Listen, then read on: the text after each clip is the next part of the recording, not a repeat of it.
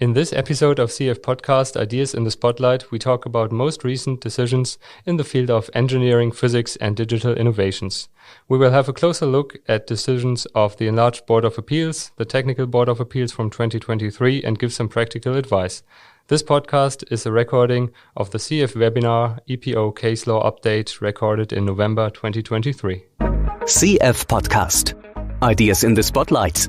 Essential and up-to-date information on the protection of ideas and innovations.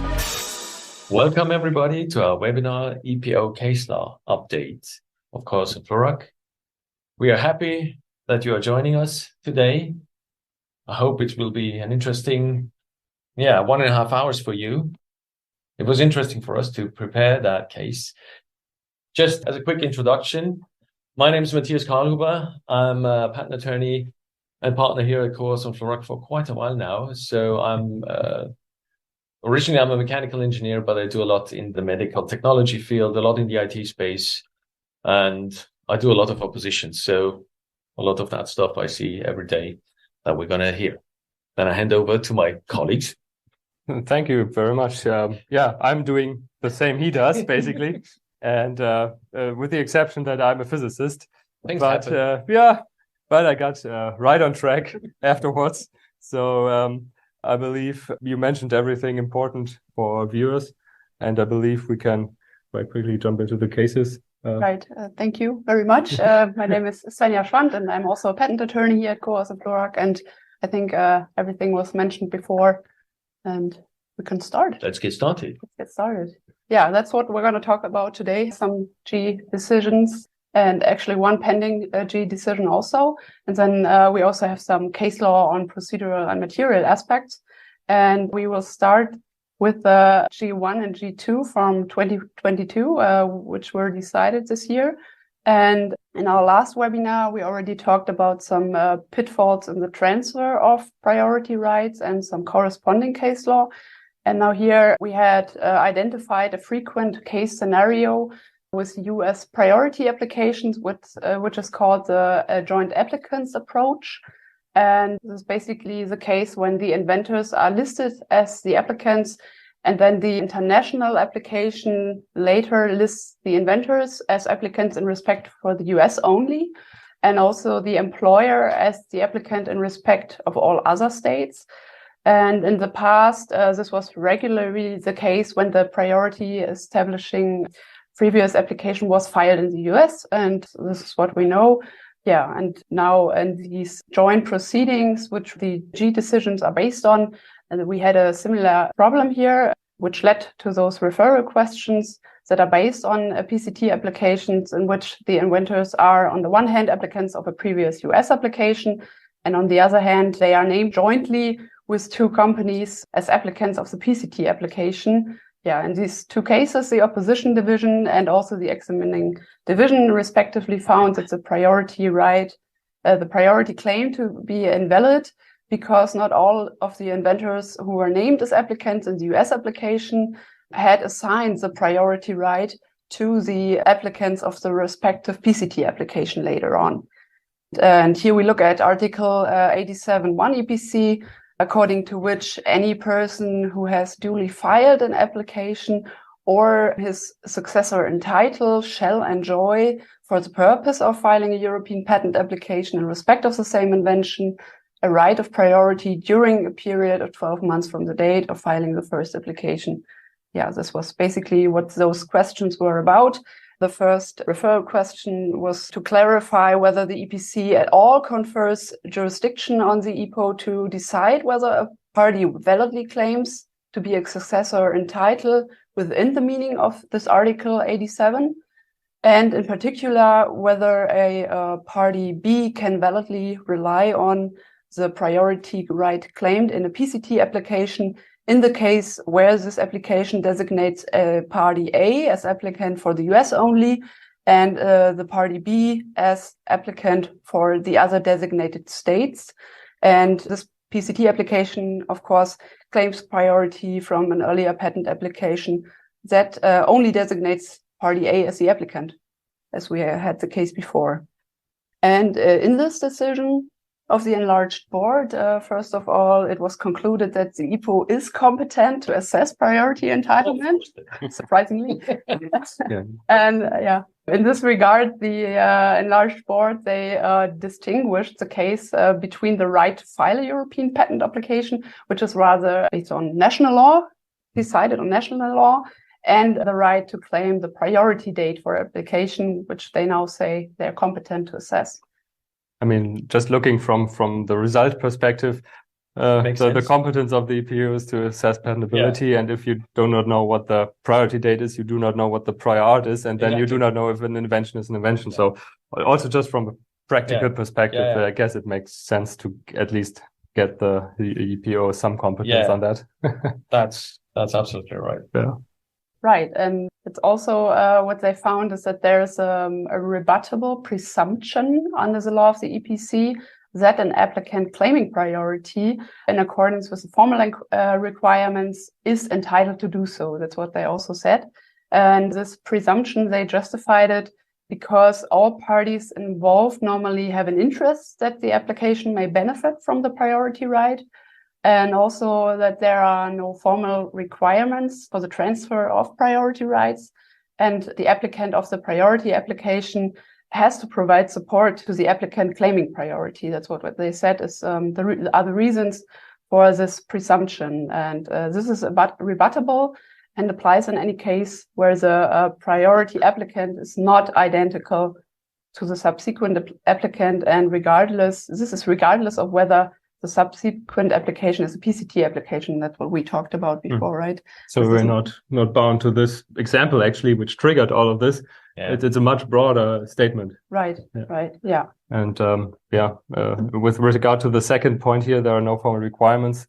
There's actually this funny statement in the decision where it says usually the EPO, of course, always applies the highest standards of everything. But in this case, there's the funny sentence that the EPO should apply the lowest standards possible, because, of course, with respect to the formal requirements, they say there are countries which also allow implicit or transfer of the priority right. And so there should not be very high requirements with regard to that, actually. And so that is quite patent proprietor or applicant friendly. Well, it's a pragmatic approach. Imagine them having to examine that on their own. That's just not. It's just they basically defer it to the point in time where someone really challenges it, an opponent, and not just with some blind objections, but with some really substantiated stuff. That makes sense. Yeah, kind of. Right, and that's what they said. It's also applied to this case. For this situation, the enlarged board found that the interpretation of the joint filing of a PCT application is a sufficient proof for an implied agreement on the joint use of this priority right here. Yeah, so that is similar to the rebuttable presumption in the one case, or the implied agreement, which is maybe also rebuttable to some degree. Yeah, but it's a similar approach for both. Similar pragmatic approach too. Right. Yeah, think of the pain if that had to be fully examined. So then just apply the lowest standard. Say, okay, good. Good to go. End of the day, you're right. Leave it to the opponent. Right. Yeah. That's basically it on this decisions that we had this year recently. And another G case of the enlarged board of appeal from this year is also the G2 from 2021, which is concerned with plausibility. And here the enlarged board of appeal dealt with the question of whether post-published evidence may be used to prove a technical effect, which is decisive for the recognition of an inventive step. And in this underlying case, as you can see here on the slide, the patent which was opposed in opposition proceedings comprised data that demonstrated a synergistic effect of specific claim compounds against two moss species, actually. And in the opposition proceedings, this has been opposed by the opponent, who presented some testing results that showed that this synergistic effect is not achieved, actually. And then later, the patent proprietor filed further post-published evidence, D21, showing a synergistic effect that against another third species of moth. And yeah, it was exactly this question whether this experimental report, which was post-published, could be admitted into the proceedings or not. And this, in view of the board, dependent on the question whether the synergistic effect is against this third moth species is achieved, was rendered, it's decisive if it was rendered plausible in the application as filed before. And that was this was about. And here the three referral questions that were referred to the enlarged board were: should an exception to the principle of free evaluation of evidence must be accepted, and that post-published evidence must be regarded on the ground that the proof of the effect rests exclusively on the post-published evidence. This is particularly relevant because the opponent also filed some published evidence to prove that the effect is not achieved, and then later the patentee also filed some post-published evidence to prove the effect for another species. And then those questions 2 and 3 basically relate to the plausibility standard to be applied, and was decided by the enlarged board. Here they answered that in their opinion it is in principle permissible to use post-published evidence for proving a technical effect which is decisive, as in this case, for the recognition of the inventive step of the claimed subject matter. And prerequisite for this recognition of such evidence is that this technical effect, that's what they say in the second answer here, can already be plausibly deduced by a person skilled in the art from the originally filed application documents. And worded very broadly, the question of plausibility depends on the particularities on the specific case. Actually, this is a quite broad answer, and you still have to look into the case. But in any way, it's not surprising the insect would have died before of that combination. Right. So it's not really that you can reasonably disregard it. It's either deadly for that poor little bug or not. So it's right. You could say that. And then in summary, the enlarged board has, of course, made a strong statement that the free evaluation of evidence is considered to be a fundamental principle before the EPO. And it has also acknowledged that in principle, you can rely on post-published documents in order to prove a technical effect with regard to this inventive step discussion. And however, as provided in the second answer of the enlarged board, a plausible justification for the existence of such a technical effect, for example, should already result from the originally submitted documents. And this decision also made clear that a distinction here must be made between the inventive step discussion and also the sufficiency of disclosure with regard to those post-published documents. In particular, because the sufficiency of disclosure is a requirement that the application, of course, needs to fulfill already at the date at which it's filed. And that's also the reason why there's a more strict standard to apply as to whether or not you can use post-published documents to support that, which is a little different here because of the discussion on inventive step here. And finally, the decision also made clear that plausibility is not a separate criteria to the known criteria that the EPO applies, but rather some catchword that comes up in scenarios, especially in the life science or chemistry field. Sometimes also in the mechanical or... that's not excluded. You always have, especially think of some fields, antenna fields or something like that in the where you don't know where it's not what the field look like. Fields look like. So it's absolutely possible that something like that also comes up, because in many cases I do a lot in that kind of technology, and the patent application just writes, okay, you've got that field and that it travels this and that way and has this and that property, and it's not really apparent that this is actually the case. And then you run into the same problem. Can it be that way? Is it plausible that this is what they claim? Because in many cases, there is just, you say, oh yeah, it does that. You have this little, mechanical alignment feature or whatever, and you apply whatever electrical current to it, and then this is the field. Here we are, and that's the question. So it may well come up with non-biotech, non-chemistry scenarios as well. Right. And if you would like to learn more about plausibility and this G decision, you might also take a look in the CF webinar of our colleagues, Dr. Arvid Burichter and Dr. Nathalie Kirchhofer, which will take place on December 14th. And also you can already find on our website a recording of a recent talk of Nathalie Kirchhofer talking about plausibility and what to expect next in this regard. That was enough biotech for today and the physics and mechanics seminar. Well, hold on a second. Public prize, it continues, okay.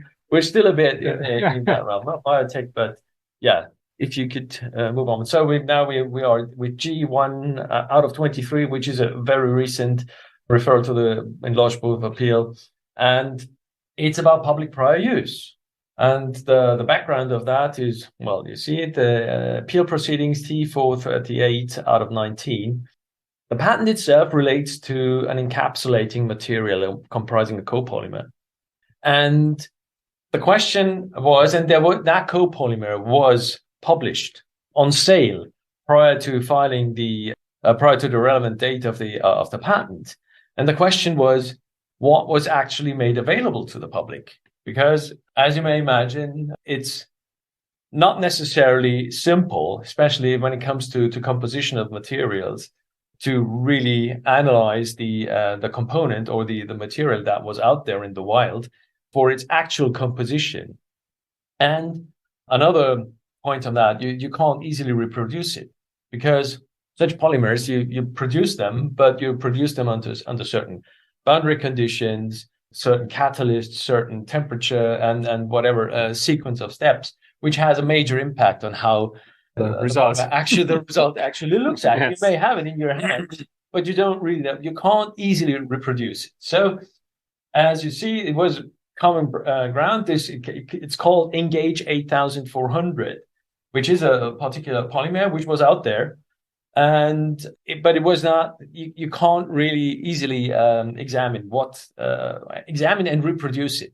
So the question was, what is it? Is that really made publicly available? Is it made available to the public in the sense of Article 56?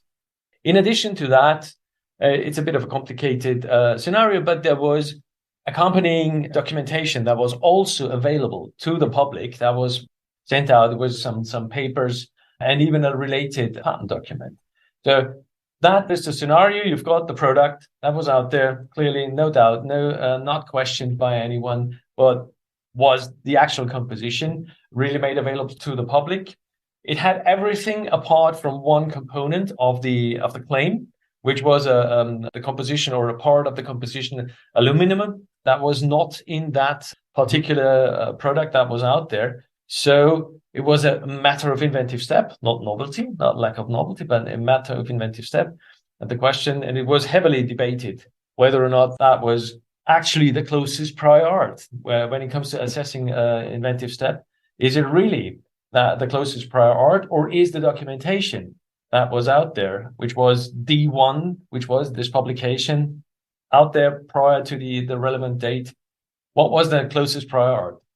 And you all know Article 52, 1 EPC, everything that is made available to the public in whatever way is prior art. For chemical compositions, it is typically stuff that the skilled person can analyze and can reproduce if they have the actual product in hand. And the question is, can they reproduce it with undue burden or not? So that's the $1 million question for that context. Mm-hmm. Can you really make it? Can you really analyze it? What impact does that have? And so what is currently referred to the enlarged Board of Appeal is as usual, the three questions, the wonderful three questions that we have. It has to be three. There can't be one more or one less.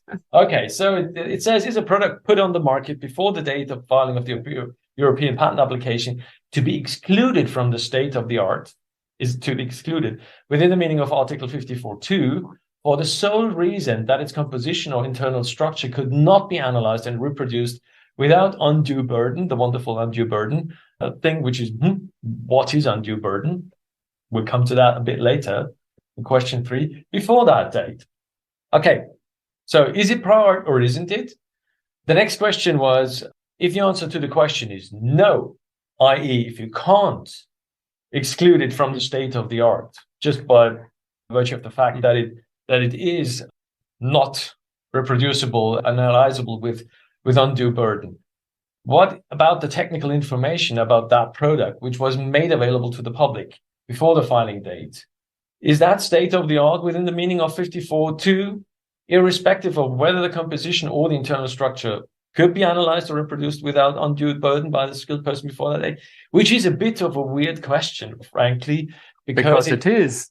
It is per se, it is prior art. It's out there. The document as such. It's prior art. It's more to the question, can you combine? Because this prior document said, I'm doing this and I'm making this to achieve or to using this particular compound. So the connection between. Yeah. So can you make that? Can you build that into a broader disclosure? Not just being confined to what is actually in the document, but make it, because it explicitly refers to that thing that is in front of you, but you don't know what it is totally. Is that the combination? But I said the question, in my view, is a bit weird. Misphrased. But yeah, not misphrased, but a bit too short. So they should have said a bit more what they're going at. But at the end of the day, if the answer, question number 3, if the answer to question 1 is yes, okay, so you can exclude it.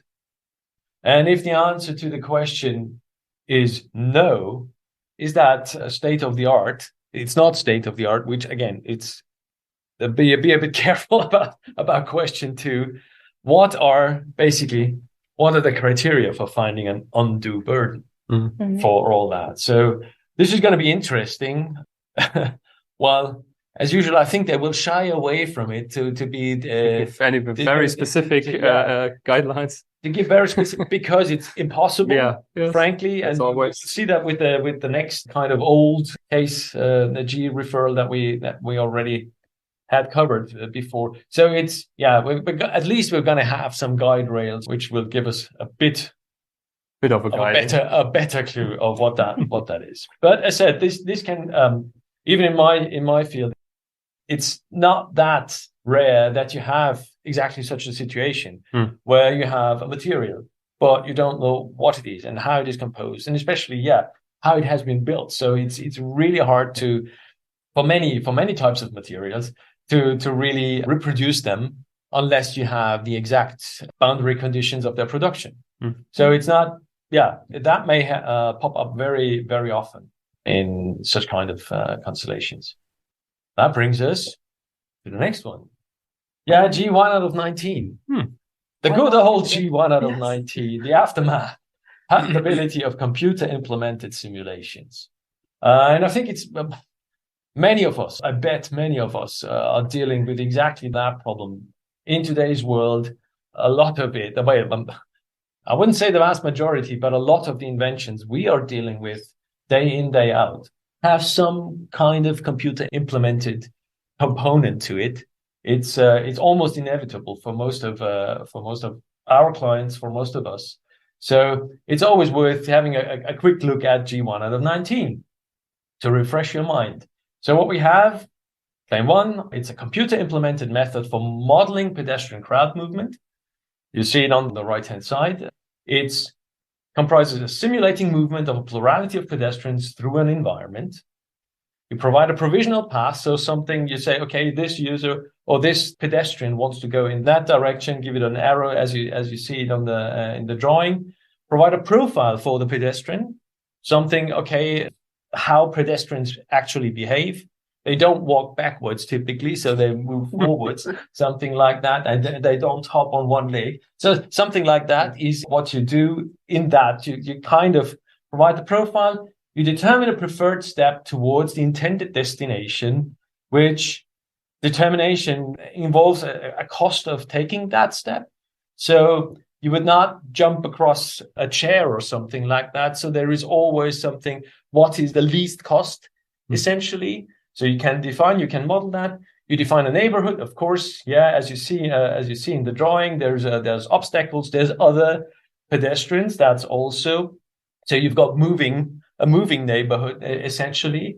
In the entire simulation, you determine a personal space. Okay, they say I don't want to stand that close to you, so this is what this is what you do. So you always just to see where the cost that has an impact on the cost, and then you determine whether the preferred step is feasible.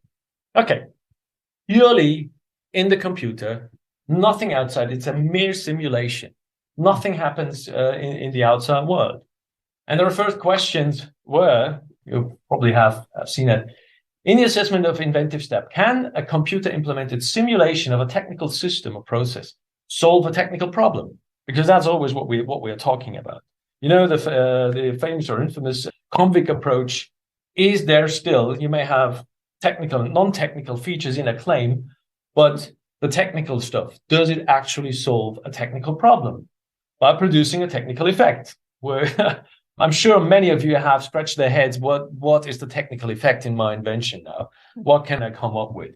Which goes beyond the simulations implementation on a computer. So you've got a technical system. That's not the problem that the claim as such is technical. We all know that. In the meantime, that is a given. In the meantime, if the computer implemented simulation is claimed as such. So you're just simulating something on the computer.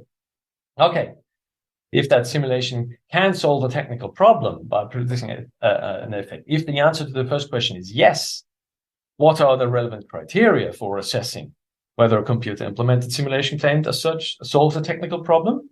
And is it a sufficient condition that the simulation is based, at least in part, on technical principles? We've seen that. Okay, we defined the environment.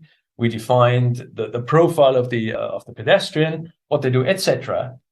If that is it sufficient that the simulation is based at least in part on such technical principles underlying the simulated system? And number three, wonderful number three, what are the answers to the first and second questions if the computer implemented simulation is claimed as part of a design process? So you can imagine, you've seen the environment, the drawing. There is, of course, you can design a building, etc., such that it is particularly favorable for having proper pedestrian flow within the building. On the right-hand side, you see a wonderful, very, very informative drawing. So essentially, what you have is you have to have some kind of reach to physical reality. And this reach to physical reality can, within the box, which is the computer implemented process, you can have some technical effect within the computer. It's particularly efficient. You're fast. Your calculations are fast. You use less power for processing power, etc. And then, but you may have a reach to the outside of the computer via the input, via the output, and at the beginning, at the end, or during the entire process. So this is this wonderful, very highly complicated drawing that flies around in the context of G1 out of 19. So what are the answers to the questions? Yes. The first answer, of course, a computer implemented simulation can have a technical effect and can, as such, solve a technical problem, which, if it produces a technical effect, and that's what we just had, it has to have that reach to the physical reality. And if that is the case, be it in the processing itself on the computer, or be it in some interaction with the outside world, that this actually is patentable as much as anything else. The next answer to the question is, it is not sufficient. Remember that you just properly describe your system and you use physical rules or whatever. That is not the reach to the outside, or to the physical reality. Properly simulating, properly describing your system does not do the job. So you have to have something more than just having it based on physical principles. And the So third it's question, not just running on a processor, moving electrons because I'm doing calculation. That is not the reach to the physical world. No, That this is not it. But I mean, this is why it is technical. Yeah. But it's not inventive because anything runs on a computer. Any software runs on a computer. Yeah. So that's the point. And the answer to the first and second question is no different if it is a design process. So doing the design the other way around, doing a design, just saying, oh, I'm designing a house or something, a building, doesn't do the job. You still will have to prove this technical reach to physical reality. So, lovely. What is it? Key takeaways. You can patent computer implemented simulations, or as pretty much as any other computer implemented invention. There is no difference. As said, you saw the picture. Technical effects can occur within the computer itself, but also on the inputs and the outputs, of course. There must, as it says, some direct or indirect link to physical reality that must be present in the claim. And as before, with the responses that we are going to get, what is prior art or not, what is an undue burden. The Enlarged Board of Appeal said, now we can't really give you an exhaustive catalog of what you need to do, what needs to happen to tick the box for having a technical effect. So it's such impossible to cover all the possibilities, and that the simulated system itself is technical. I just had that is not good enough. You need a bit more. And again, the convict approach, as we know, the mixed type inventions of technical and non-technical features clearly confirmed again. So no surprise here. And then you may have seen it, the actual decision that then went back to the Technical Board of Appeals, the T489 out of 14. The main request was just modeling the crowd movement, and they said, no, this is not inventive because it doesn't have that reach. And interesting is they said it does not have an implicit technical effect. So the data that you get out of even the results, the simulation results, don't per se have a technical effect or are only usable or applicable to achieve a technical effect. So that's not good enough. They said it's not inventive. Auxiliary Request Forward had the wonderful design process where they also said, it does not do anything beyond just getting something that someone else, an architect or whoever could have come up with. So it's just not good enough for having this actual reach to physical reality.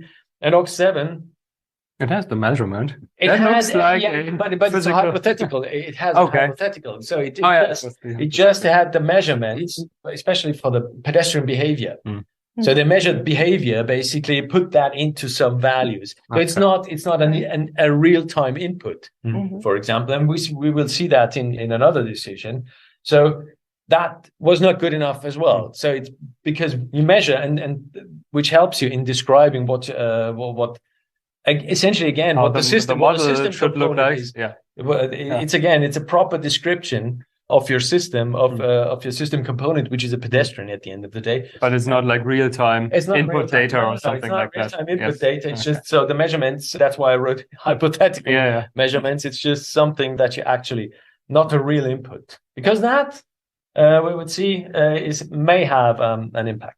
So now we can go to the next one. We've seen that. So it's just again, reach to physical reality, solve a technical problem, think of it. In many cases, you can come up with something that's really, and if it's just in very often, at least in my experience, I just had that a week ago. It was that you could say, okay, you could show you did, the algorithm was less complicated. You had to perform less steps for calculating something. You saved some steps, which means processing is faster, which means less power. That is something the EPO, the examiners, are looking for and are convinced by. If you can show them, okay, my system needs less power, needs less steps, is faster, that is something that typically convinces them. Good, let's go to the next one. T16, 18 out of 19, something that has been a decision that has been issued earlier this year. The claim was auxiliary request 1, a blending control system in a refinery, and it had a computer modeling apparatus modeling the technical system, and a processor routine that determined the sequence and timing of the operations to provide a new value range to parameters and variables to control the blending. Okay, so they said, yep, fine, you feed, and then that was, it was really fed with parameters from a running process. Mm-hmm. Okay, so that was the first reach to physical reality that they said, okay, that's fine, that's good, that is technical, that is a technical component of that, and to convert that calculated process parameters into control signals. That is what they considered, a direct link with physical reality, because at the end of the day, that's what you're there for. But the interesting bit of it, and that's why I highlighted that before, it's not a mere implementation of an algorithm on a computer. And they said, the second bullet point of the decision, it's not really relevant that the claim does not require the actual use of the control signals, because the claim just said, I'm providing these parameters for generating control signals. So it didn't claim controlling. It didn't claim controlling. It didn't claim, okay, and then feeding these control signals into my control. Yeah. Okay, that was not required. And that goes a bit to the question, is it the only reasonable use of that? Is what the signals are there for? Mm-hmm. I mean, you will not use the signals to control your lighting. Mm-hmm. That's not reasonable, but they are designed and configured to actually be fed into a control. So they said that is good enough. It was really not relevant. They said it's irrelevant that the claim does not actually require this. They made a remark that it would have been better if you had said that, if you had claimed that. Yeah. It's explicitly in the decision, but they say, okay, but nevertheless, it doesn't matter. And they said, then the technical effect. Okay, good. We've got the wonderful control mechanism, and there is differences, but just in the algorithm. Mm-hmm. The only difference the technical difference that you had just exclusively in the algorithm that they are using, how they are configuring certain calculations. And they said that is good. The effect was here in that specific case, it increases the robustness of the schedule of the timing at the end of the day. And they said, good enough. That's perfect. We're happy with that. And they found it inventive. So that is, and it just said, it's an interesting, you may want to read it. It just says that it is basically you configure the algorithm such that it is reluctant to make changes. Okay. So it's basically it's a lame and lazy algorithm. So no, I don't want to change something. But at the end of the day, that trick. that did the trick. Yes, that was something that was a difference over the prior art, and as it said, it increases the robustness of the schedule. And they said, good, perfect, done. Next one. Okay. Adapted visual vocabularies. Wonderful. Read the claim. What are those, Matthias? You will absolutely love it. It took me a while to figure it out. But at the end of the day, what it is about, it's about object re-identification. You've got cameras, and as it says here, it says it's a method for object re-identification comprising to obtain a first and second camera-dependent generative model. So you've got your camera input, and you basically model something. You have your generative model. Then you modify that. You extract a first and a second image level descriptor. So kind of some features from the image data, from the raw image data. That is a so-called Fisher vector. Don't ask me what that is, but I won't. You won't. Hope no one just accept that. Okay. And computing a similarity between the first and second image level descriptors, and then providing an indication that the first object and the second object match. The example given in the application or in the patent is a real world example. It's comparing license plate. Everyone knows that. You go to the airport, drive next to the camera, the gate opens, you drive in, you leave, hopefully within the time you didn't have to pay or you have paid, and then the next camera. And of course, you never have the same lighting conditions, never have the same lighting scenario there. So the system, the image recognition system has to deal with that. The decision said, good, fine re-identification of objects captured by cameras, and that's all it does. So it's totally internal, yeah, to the system. Okay, you get in an image, but the rest of it only happens in the within the algorithm. That is a technical purpose. Now the question is, is the technical effect achieved over the whole scope of the claim? So do you really, and that is again the thing that we had, is it really kind of, is it the only purpose? The only use case. Is it the only, or is an effect achieved? Can I really achieve this recognition, this re-identification with those data? And the very interesting decision, they said, yeah, the example with the license plates, it confirms that the effect would be achieved for similar conditions. They said, okay, lighting and the object geometry. They said, yeah, that is good enough. They said, you may always come up with something where that thing doesn't work. If you imagine an object that doesn't have any contour, that doesn't provide any contrast, you can't make it. You can't just make it. But they said, the board said, yeah, but the skilled person would know, I can't apply that to it. It's not reasonable to say, yeah, but you don't achieve the effect. So they took, actually, which is really fascinating and interesting.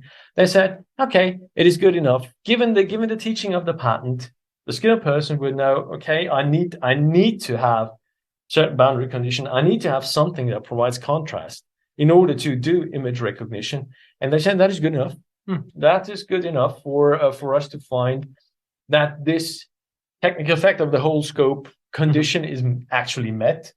And then they found the difference, which is an additional use of those wonderful Fisher vectors that was not known from the art. They were known, but they were known as an alternative to something the claim had as well, the generative model, but not as an addition. And they said that was good enough to justify non-obviousness, and they essentially found it inventive. Okay. Interestingly, they didn't formulate an objective technical problem here, but as we all know, the objective technical problem is to come up with an alternative solution, as we often have it if we don't have any better. So it's basically what they did and said, okay, good enough. But very interesting, especially the fact that they say, yeah, given the outline of the patent, the skilled person knows. They said one sentence is, in fact, no image recognition process can solve every recognition scenario. They can't deal with anything. So in reality, you always know you're working within certain boundary conditions. As said, no contrast, no image recognition. Yeah, but still, I mean, it's good to have that on paper from a Board of Appeal. Yeah. We'll actually come back to this entire scope and reasonable use cases for a claim in the very end, actually. Yeah. So that was it. Stay tuned. Stay tuned.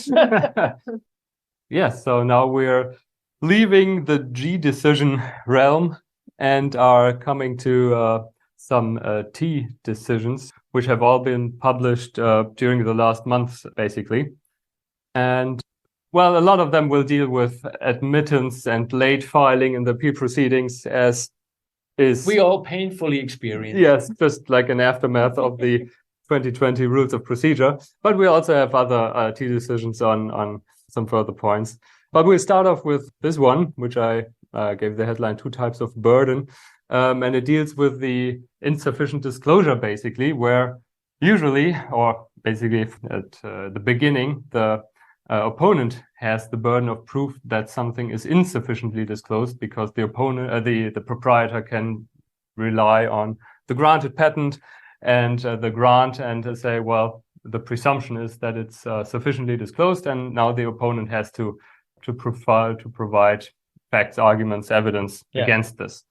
And indeed, the opposition division found that the opponent was right, and that the patent is insufficiently disclosed, the invention is insufficiently disclosed. And then we are, of course, moving on to the appeal procedure. The proprietor appealed. And then the question is, what is the level or the standard for the proprietor? What does he have to bring forward in his grounds of appeal is now, that's what at least the opponent, the respondent's view was, that, well, now we have a different situation. The opposition division has already said it's not sufficiently disclosed. So now the burden of proof, the ball is again with the proprietor. He has now to provide corresponding degree of proof and evidence against what I said and what the opposition division approved, basically. But that's not what the Board of Appeal said, basically. Rather, well, the proprietor just has to fulfill the usual burden of substantiating the case. So in his grounds of appeal, he can just state, well, the burden of proof was actually not fulfilled by the opponent. I don't have to really react to that, apart from maybe arguing that this was not the case and the decision was wrong. The burden of proof is not on my side. And that's what the Board of Appeal said. And in fact, the Board of Appeal also said agreed with the penalty and said, well, the invention is sufficiently disclosed and the burden of proof was not met by the opponent in the first place. And of course, that only learned the opponent in the summons. In the summons of the board, in the preliminary opinion of the board. Yes, and so he, of course, this triggers to provide further arguments and evidence and facts to achieve this burden of proof, basically. Now still relying on the opponent, basically. But then you again have the problem of the appeal procedure, that providing evidence after the summons. It's an amendment. It's considered an amendment to your case, which means, which is at the end of the day, post summons, not only preliminary opinion, is to be rejected by the Board of Appeal. The second and level. That's what they did. They just said, no, you're too late now. So that's that turned around quickly. An interesting takeaway from that as well. Yeah. So the burden of proof does not shift already because the opposition division may have found an invention to be insufficiently disclosed. And you also need to consider whether maybe further proof is needed already in the response to the appeal, the first opportunity for you to react, because later on, as always in the appeal proceedings, it may be too late. And here it's especially tricky because you don't really know if you... No, you never know. This is the thing. It's a major problem. It's something you will probably also already have experienced. Do not rely on the fact that the opposition division followed you. Yeah. This doesn't help you in any way. Yeah. It's the same with the preliminary opinion and the decision. And whatever it is, the boards of appeal, or many of them, will tell you the issue was on the table. Yeah. It is up to you to frame your case, either with the grounds of appeal or with the reply to the appeal. This shapes your case. And if for some reason we do not follow, which is always something you have to factor in, the opposition division, it was up to you. You could have said it. And if you didn't, you're toast. Yeah, that's the gist of it. Yes. Indeed. Okay, so this one, talking of late filing, briefly remain at this issue, basically, Article 12 RPBA. So in this case, we had, or the Boards of Appeal had to decide on the admissibility of an auxiliary request, which was filed in the first instance during the oral hearing, but it was not discussed. So the proprietor filed multiple ones during the oral hearing, as far as I understood, and they decided that one of those new requests was allowable. So there was no need to continue down to the lower ranking request. So it was basically filed, but it was never discussed, neither admissibility nor allowability, of course. And so the Board of Appeal now has to basically determine in what kind of state is this filed but undiscussed request. And it is at least not Article 12.4. It's not part of the first instance in the sense that it was part of the decision, because it's not mentioned in the decision. Well, it is mentioned. It mentioned that in the minutes, or that it was filed. That it was filed, but it was never discussed. That's the point. So it's not part of the proceedings in that sense. And there is, of course, the option that it is still part of the appeal proceedings, according to Article 12.4, this unless case, unless it was admissibly raised in the first instance. And you could think that this may apply, but the problem is that now the Board of Appeal has to examine whether this admissibly raised applies, and for this there are basically the usual criteria, all the criteria, yeah, which also apply in the first instance.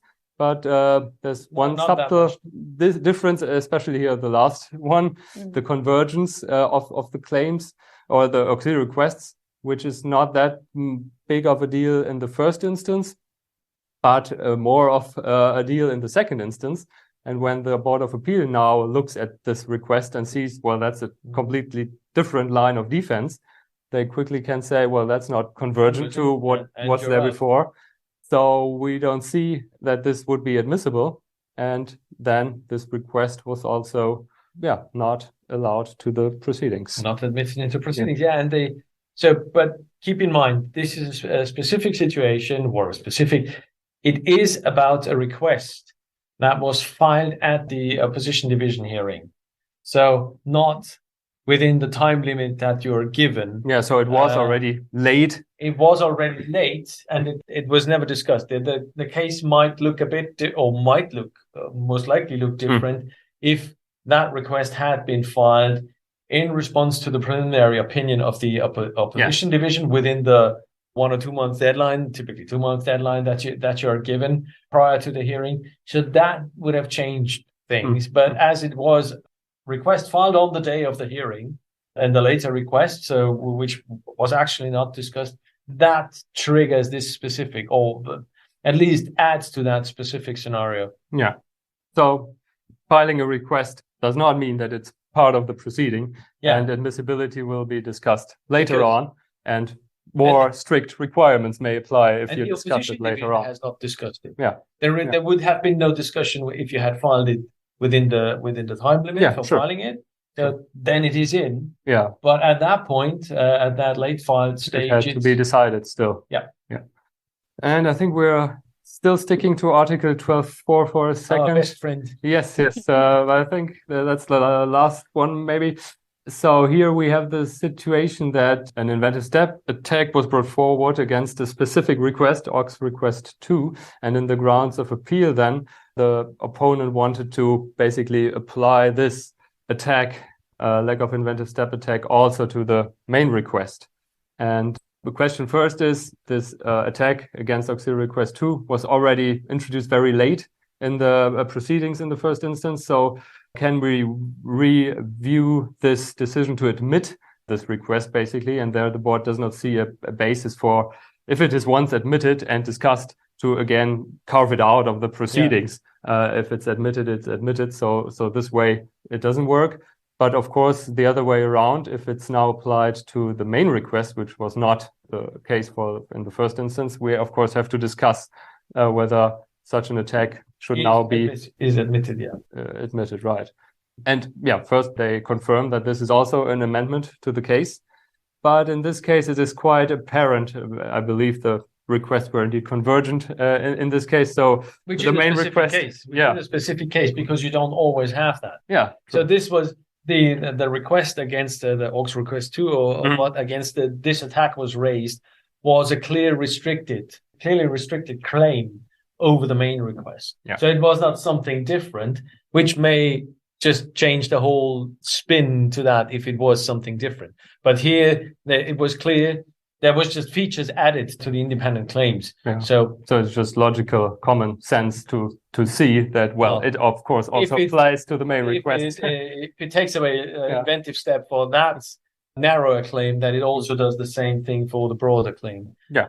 But I said, very specific, could look totally different for if the requests were framed differently. Yeah. So keep in mind, specific attacks need to be admitted at discretion of the board in the worst case, and so wisely consider all possible attacks as always in the first instance.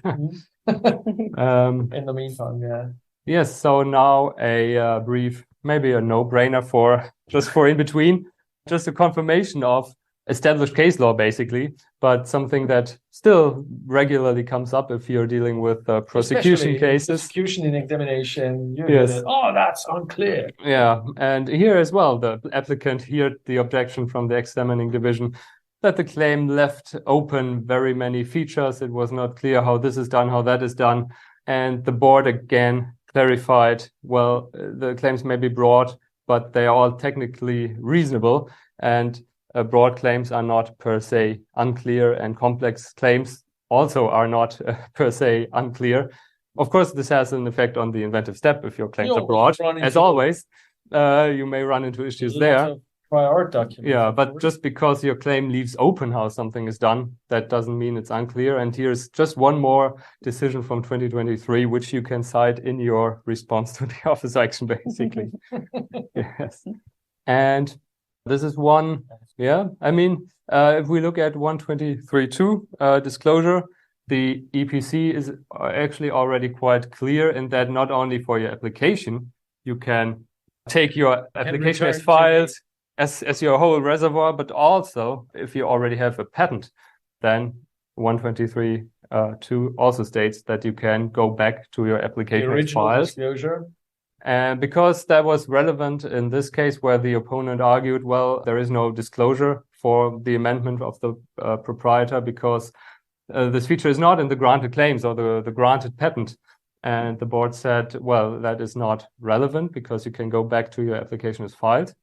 But you may be careful with this because there may also be amendments to the patent upon grant, amendments from the examiner maybe, which clarify certain things, which remove a definition.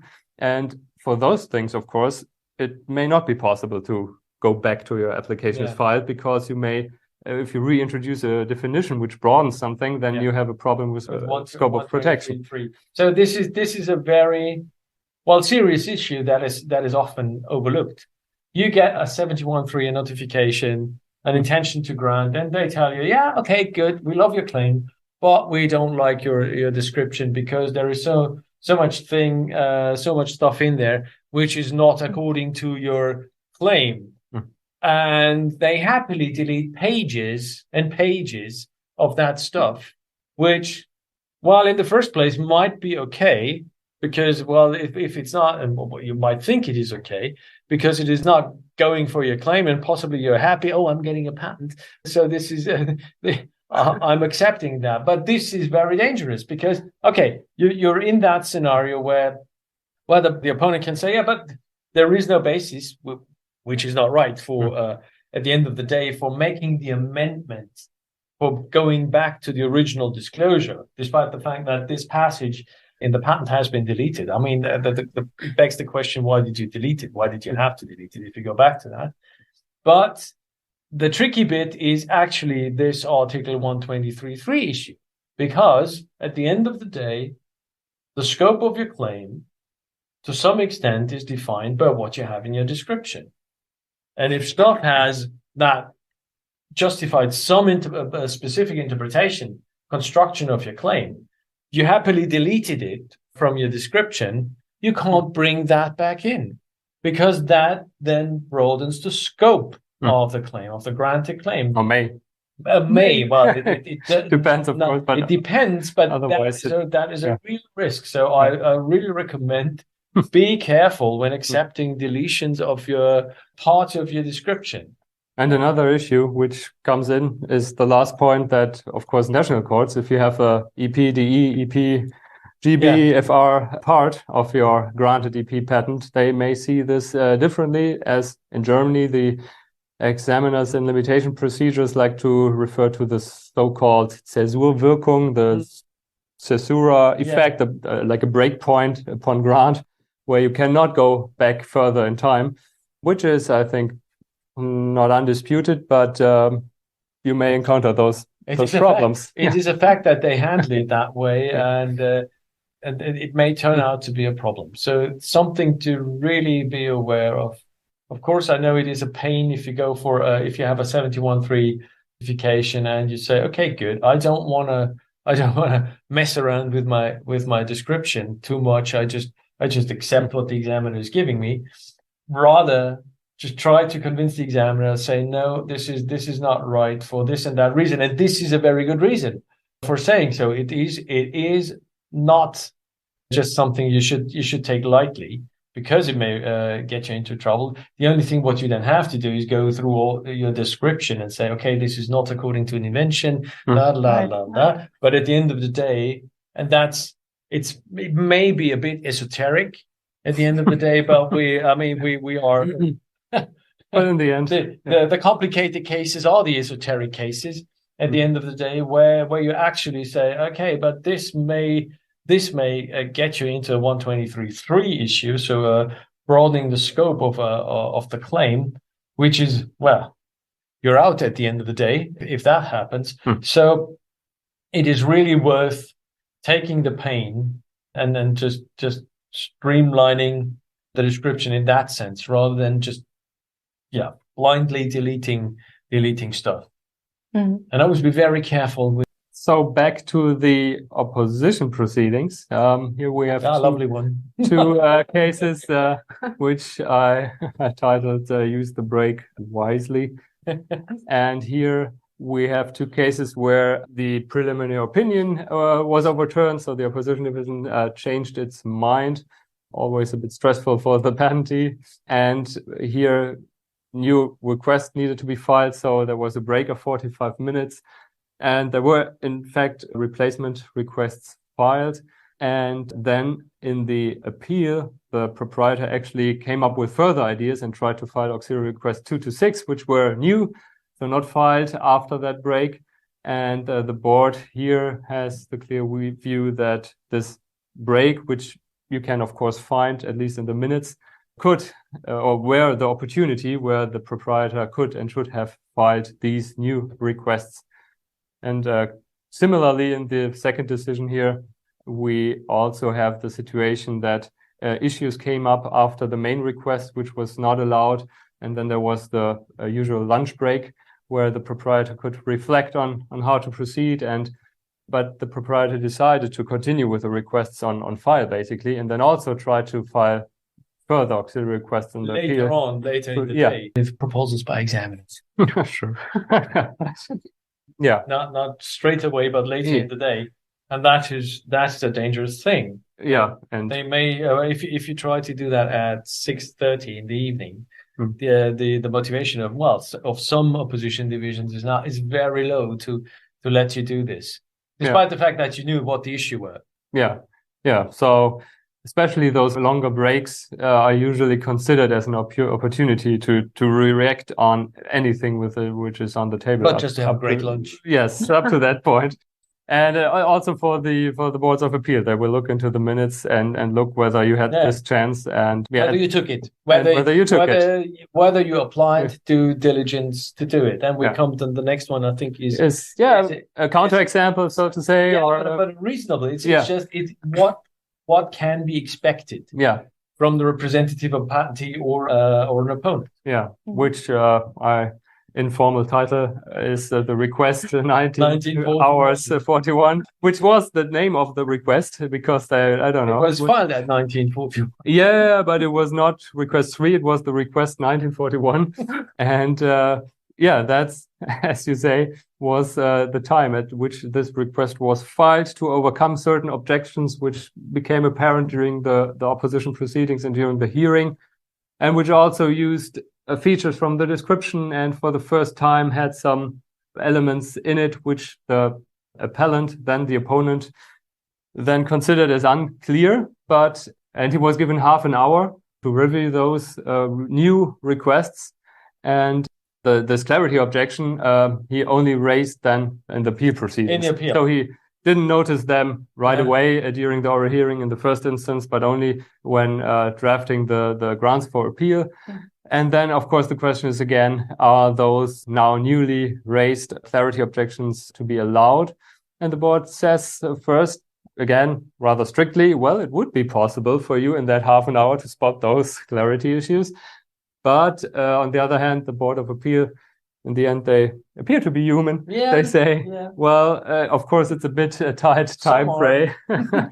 It cannot be demanded to maybe spot some intricate clarity issues taken from features taken from the description for the first time in 19:41. So in that case, it is fair to allow such objections. So it is possible to introduce them, especially in those if you can show that you have those tight timings.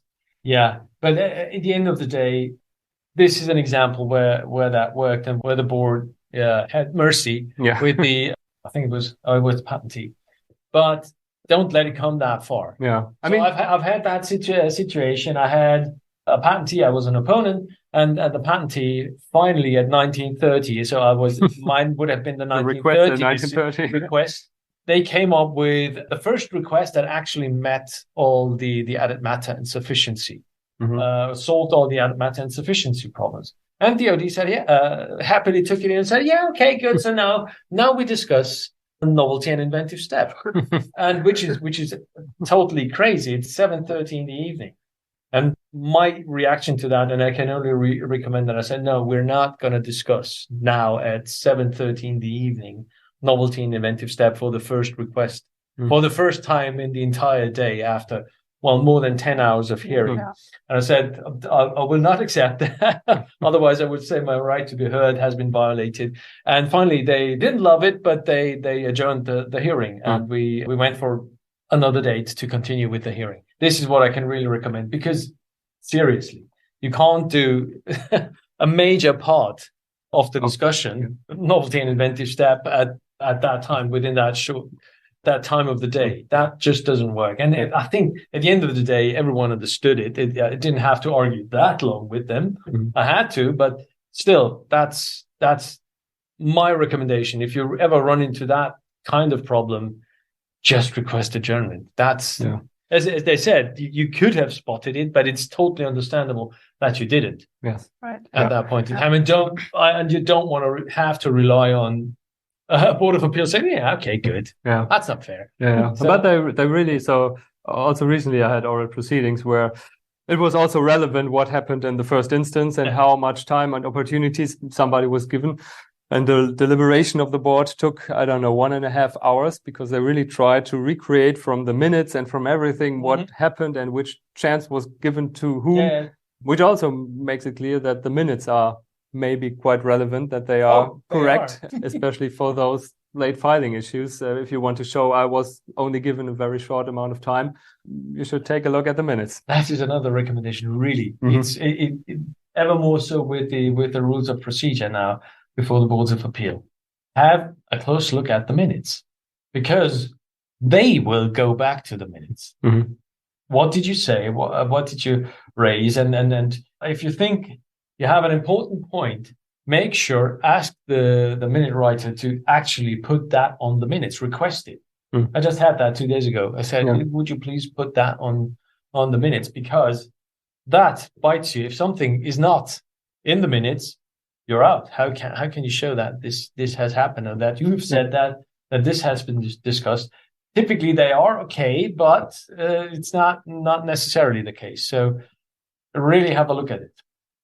Okay. Oh, so deleting claims. So this time, I think last time we talked about deleting independent claims, which makes sense to have, like if you have better chances with one category than the other, the method claim, the apparatus claim, maybe easier to distinguish from the prior art. But sometimes you also need to delete dependent claims, because only the dependent claim was redrafted and may have 123(2) issues or so. And in this case, the board first clarified that also deleting a dependent claim is, of course, an amendment of the appeal case. However, in that case, the situation was that the objections against this dependent claims were indeed already raised in the first instance in a submission shortly before the hearings. And there was also some sort of question from the first examiner regarding this issue, but the board in that case said, well, it was not really apparent in this quite short oral hearing of an hour, 75 minutes, whether you really would need to react to this and whether this was really an issue regarding the maintenance of the patent. So in that case, the board admitted to delete the dependent claim. I can imagine that maybe the willingness to allow those kinds of amendments are still reasonable and but it are depends present on how far the annoyometer is with the Board of Appeal. If it's well in the red range, then you might end up with may not be able to delete a dependent claim. I've had that with an independent claim, where the patentee was just he literally visibly annoyed the board, and they said, "Nah, come on." At some point, he just wanted to delete an independent claim and said, "No." Yeah. We won't let you do this. Yeah. This is an amendment to your case. Late filed. Yeah. Done. So even if it may sound stupid to you to delete a dependent claim as a request in the first instance because you think, I can do that later. Yeah, it's wise to also have think of it at least early on in the appeal procedure, or not as the last resort after a long hearing with the Board of Appeal. Yeah. Okay, now we have an Article 84 decision. So Article 84 is actually known for clarity, but the article also states that the claimed invention needs to be supported by the description. And in this case, the appellant said, basically the opposition division said the examining division said that it was not supported, specifically because there was a passage in the description regarding the technical problem, and it said that there would be a detection of rotational positions and there would be some sort of improved detection accuracy. And the problem was that claim 1 was quite broad, specifically regarding this magnetic device, which should do the detection, and the geometrical implementation was left open, and it was apparently it was apparent from the description that certain restrictions would need to apply to achieve this aim. And so they concluded that the claim is actually not supported by the description. And so the board concurs with the findings of the examining division. And the proprietor then, which is the appellant, tried to react to this opinion and filed additional auxiliary requests. But again, as before, too late.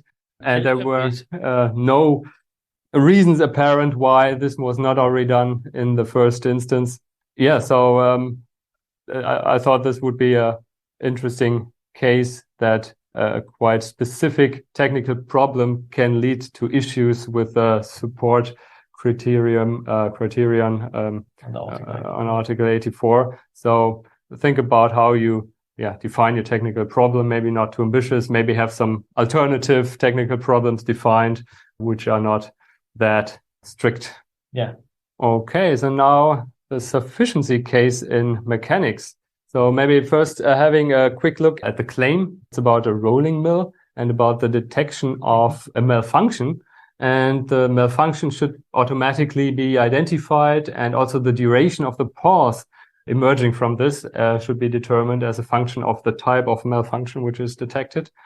And the opponent said, it's not sufficiently disclosed. And there was, in fact, an example in the description how this is done. It was discussed that there are some sort of typical malfunctions, and there was a matrix where you could say, when this malfunction appears, it takes so and so long to fix it. Known malfunction scenarios at the end of the day. Yeah.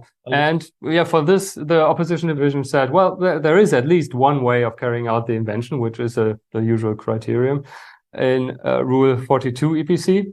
And the opponent came up with some exotic scenarios, which would also fall under the claims. And the opposition division said, those are kind of exotic cases which are not relevant here. Airplane crash. Yeah, exactly. And we have it down below there. Airplane crashing into the rolling mill, nuclear bomb. Which happens every now and then. Yeah, and the Board of Appeal then said, at least one way of carrying out is, of course, a necessary criterion according to Rule 42. But it may not be sufficient. We also have the criterion of the end of being sufficiently disclosed over the entire claim, as we heard earlier, with respect to being inventive over the entire claim. And there were some doubts apparently during the proceeding whether this criterion is actually applicable at all, because it is usual practice in the field of biotech life science. And here the board clarified that also this entire claim area criterion for sufficiency is applicable also for the mechanical arts, basically. And then, of course, the question is, what is with those exotic things like airplane crashing on the rolling mill? Does that need to be detected automatically? And so the board came up with some... You have a long downtime. Crash on your mill, I'd say. So the board came up with some additional filter, basically, like the technical reasonable embodiments, which the skilled person would consider to be a part of the invention and which would be reasonable embodiments, but no such theoretical interpretations. And those examples of airplane crash is, you are in the realm of those theoretical embodiments where you would say, well, that's not what the core of the invention was. But we came up with, the opponent came up with a malfunctions which is unknown. And there was the problem that the patent did not have anything disclosed if it didn't know the type of malfunction beforehand, how this is to be detected and how the duration is to be determined. So it was in the end insufficiently disclosed. And I think that was also our last. Brings us to the end. Wrap up. Yes. Thanks for staying with us now. And we hope you enjoyed it and look forward to seeing you at the next one. Thank you very much. Have a good evening. Bye-bye. Thank you. Stay informed at cohaus-florak.com/blog.